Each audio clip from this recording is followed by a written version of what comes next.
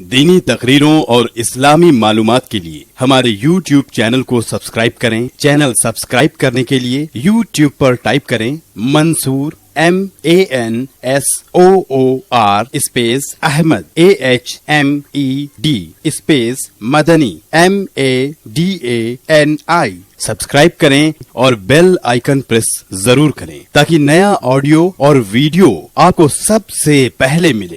आइए हम आगे देखते हैं कि वो लोग जिनको अल्लाह तबारक व तआला ने ताकत दे रखी है, तंदुरुस्ती दे रखी है, लेकिन इसके बावजूद रोजा नहीं रखते हैं, जिसको हम और आप रोजा खोर कहते हैं।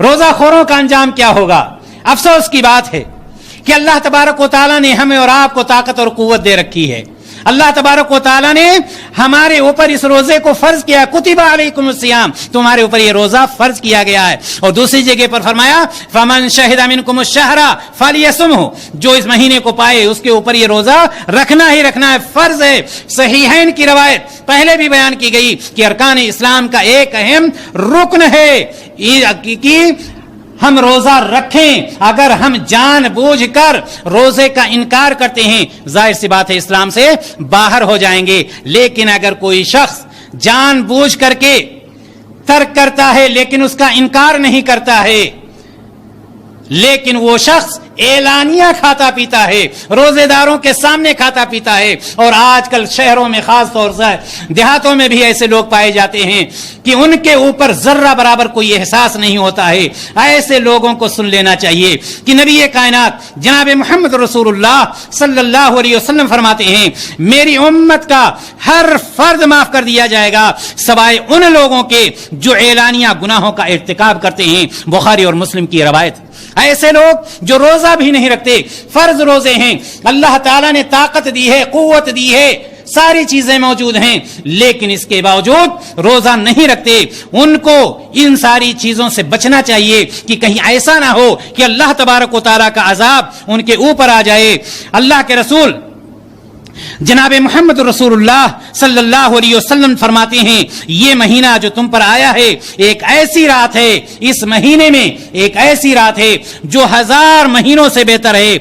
जो शख्स इसकी सआदत हासिल करने से महरूम रहा वो हर भलाई से महरूम रहा। अब वो शख्स जो रमजान के रोजे नहीं रखता है, इस हदीस की रोशनी में कोई भी भलाई उसको नहीं मिल सकती है, यानी सारी भलाइयों से वो महरूम है। बाद में वही कहता है मेरी शादी नहीं हो रही, शादी हो गए तो बच्चे नहीं हो रहे, बच्चे हो गए तो सही नहीं हो रहे हैं, इनकी तबीयत खराब, यहां से नौकरी छूटी, वहां गए, ऐसे हुआ। वो ये नहीं देखता कि अल्लाह तबारक व तआला ने हमें ताकत और कुव्वत दी थी, हम अल्लाह तबारक व तआला के साथ क्या कर रहे हैं, अल्लाह ताला ने जो हुक्म हमें दिया था हम कर रहे हैं या नहीं कर रहे हैं। दीनी भाई और दोस्तों, काब बिन उजरा रजी अल्लाह तआला अन्हु फरमाते हैं कि नबी करीम सल्लल्लाहु अलैहि वसल्लम ने सहाबे किराम से फरमाया मेरे सहाबियों मिंबर लाओ। मिंबर हाजिर कर दिया गया। नबी करीम सल्लल्लाहु अलैहि वसल्लम ने पहली सीढ़ी पर कदम रखा, फरमाया आमीन, दूसरी पर कदम रखा, फरमाया आमीन, तीसरी पर कदम रखा, फरमाया आमीन।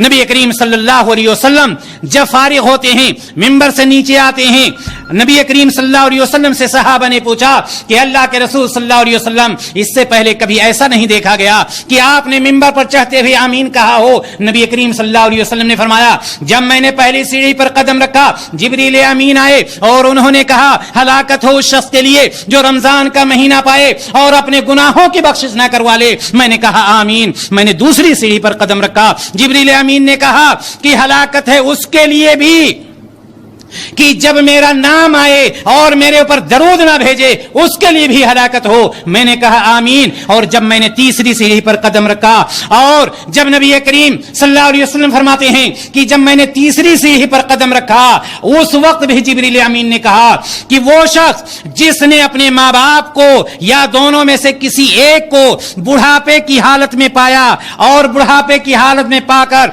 खिदमत करके जन्नत हासिल नहीं कर लिया, उसके लिए भी بھی ہلاکت ہو. میں نے کہا آمین. میرے بھائی اور دوستو, اگر کسی کے اوپر بد دعا جبریل امین کی طرف سے ہو رہی ہو اور آمین افضل الانبیاء جناب محمد رسول اللہ صلی اللہ علیہ وسلم کی طرف سے ہو رہی ہو, کیا بتلائیں اس کے لیے خیر ہو سکتی ہے؟ کبھی نہیں. اور یہی نہیں, آئیے امامہ باہلی رضی اللہ تعالیٰ عنہ کیا فرماتے ہیں. امامہ باہلی رضی اللہ تعالیٰ عنہ فرماتے ہیں کہ نبی کریم صلی اللہ علیہ وسلم نے فرمایا, میں سویا ہوا تھا, دو لوگ میرے پاس آئے, انہوں نے میرا کندھا پکڑا, مجھے اٹھایا, ایک پہاڑی کے پاس لے گئے. پہاڑی بہت ہی دشوار گزار تھی. مجھ سے کہا اوپر چڑھو. میں نے کہا مجھ سے چڑھا نہیں جائے گا. انہوں نے کہا ہم آپ کا ساتھ دیتے ہیں, آپ کا سپورٹ کرتے ہیں. آپ صلی اللہ علیہ وسلم آگے چڑھنے لگے, یہاں تک کہ پہاڑی کے اوپر پہنچتے. پہاڑی کے اوپر پہنچے, چیخو پکار کی آواز سنی. نبی کریم صلی اللہ علیہ وسلم نے پوچھا یہ کیا چیز ہے؟ کہا کہ یہ کس کی چیخو پکار ہے؟ انہوں نے کہا یہ جہنمیوں کی چیخو پکار ہے.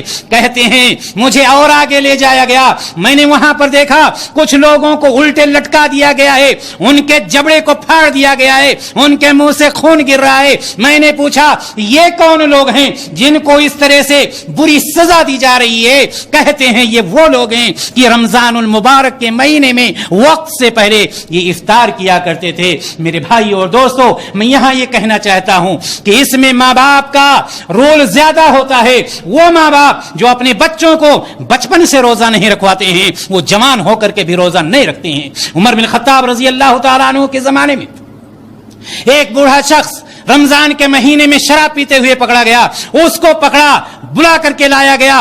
امیر المومنین کہتے ہیں کہ تیرا ستیہ ناس ہو, میرے بچے بھی روزہ رکھتے ہیں اور تو رمضان کے مہینے میں شراب پیتا ہے.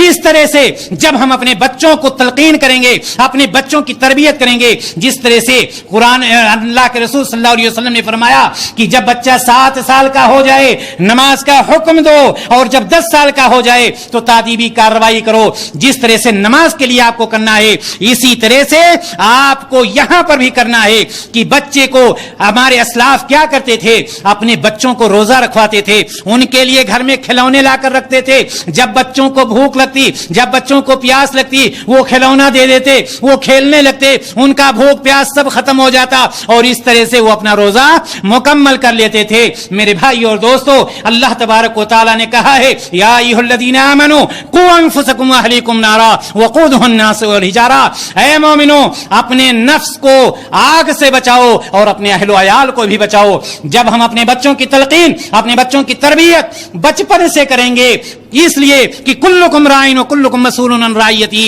ہر شخص نگہبان ہے اور ہر شخص سے اس کی نگہبانی کے بارے میں اللہ تبارک و تعالی سوال کرے گا. لہٰذا میں کہنا چاہتا ہوں ان لوگوں کو جن کو اللہ تبارک و تعالیٰ نے طاقت و قوت دی ہے, جوان ہیں, ہٹے کٹے ہیں, اور رمضان کے مہینے میں کھاتے پیتے ٹہلتے رہتے ہیں دن میں, ان کو انتظار کرنا چاہیے اس گھڑی کا کہ جس گھڑی اللہ تبارک و تعالیٰ ان پر عذاب لے آئے گا, یا وہ اپنے آپ کو صحیح کر لیں. دینی بھائی اور دوستو, اللہ تبارک و تعالیٰ سے دعا ہے کہ ہر شخص اپنے بچوں کی دینی تربیت کرے اور اپنے بچوں کو دین کے راستے پر چلائے. نبی کریم صلی اللہ علیہ وسلم کے بتلائے ہوئے طریقے کے مطابق ان کی تربیت کرے تاکہ وہ بچے ان کے لیے صدقہ جاریہ بن سکیں.